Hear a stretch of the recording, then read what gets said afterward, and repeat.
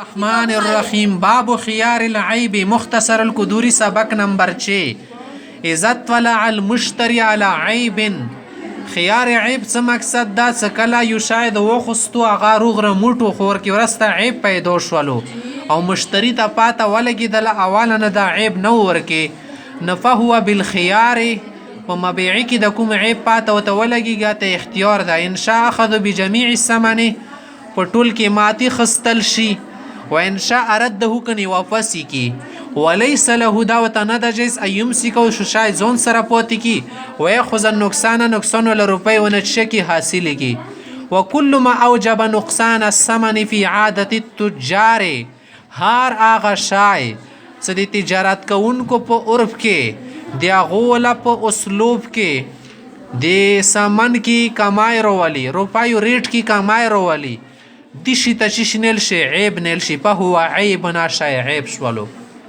یو شی که دا شای پیدو شو کانا سا تاجر خال کی نخو خی دی تا بیا عیب نیل شی و زادا رو غرموٹا و تایرون شولو داو سا عیب دورا شولا و زادا چش ولا رندا شولا داو سا عیب رکی روغل لمده شای تا چش ولا ایک دامی شودی بان شوی یا بل دا شای شو گڑا شولا یا ګوډه د دې کې تجارت خال کې کنه پیک اپ دی شیون دی په دنیا کې هر شای څه عیب ورکی رسی بس دی شی ریټ بیا غور زیواله کې روغ وکنه عیب ورکی رولو لګي قیمت بیا کمیږي عیب سره اوس کس ول اباق تختدل والبول تشمتیازی کول فی الفراش بستری کې والسرقه غلاق والعیب فی الصغیر دا په وړوړ کې غیب د مالم یبلغ سپر بالغ نوي شوا یو سړی غلام خستاو هغه به تختیدو کور نه اکثر متیازی بشتاری کی کول غلا ورکی ډیره وا دا اوس عیب شمرل شي فاذا بلغ فليس ذلك بعيب خو که بیا دا وړکه بالغ شو رسته غاټ شولو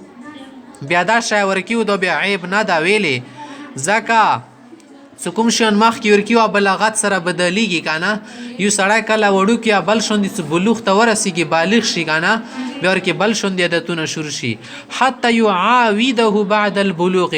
هکه دی بلوغت نه بعدی دغه شیانو عادتي ده بیا مویی د مغه مخکینه عیب ورکې ده والبخر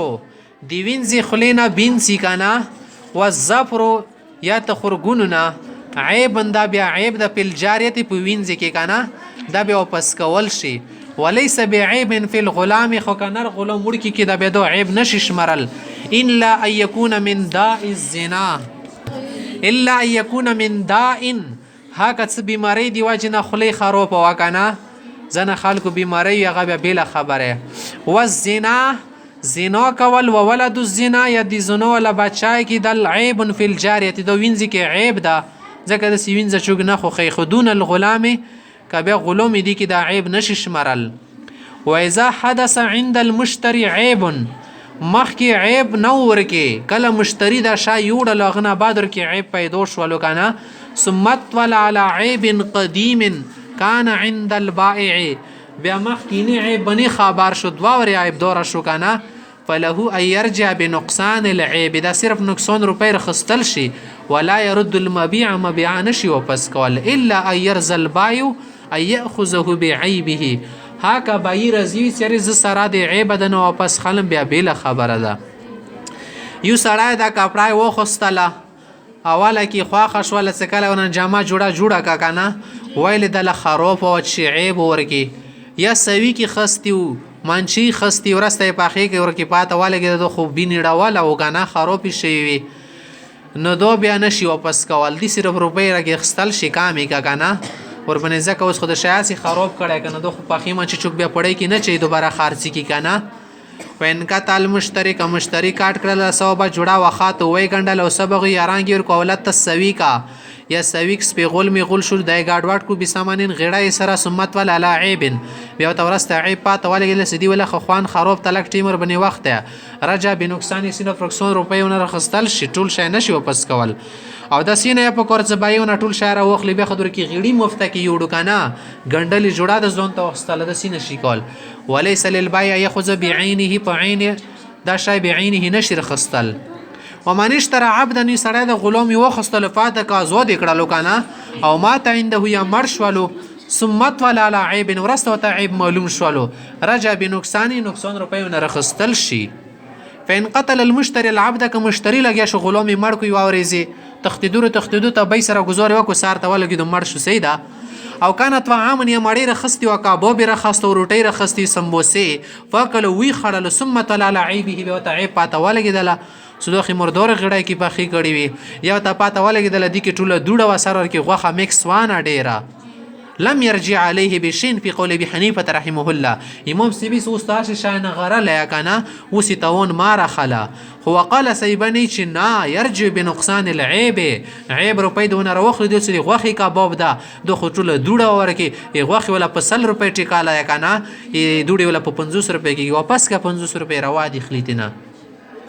ومن باع عبدا سړی د غلام خرڅ کو په باول مشتری لګا شغ مخته خرڅ کړلو بل شو بني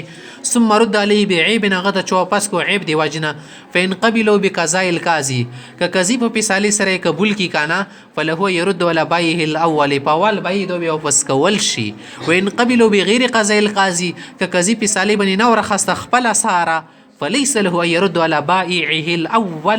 اول بایته نشي واپس کولای چې تو سره جوړ شمه سره منجوا.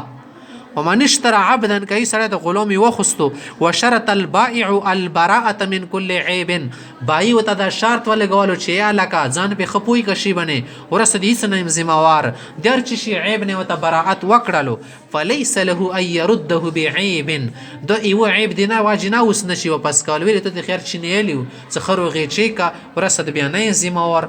وإن لم يسمي جملة العيوب ولم يعدها يعدها اگر چې ټول عیبونه تو تنما نه د خستی او د تشمرلی نه دي څه پلانکای ور چینشته نه بسیلی هیڅ شور چینشته بس بیا نشي واپس کول.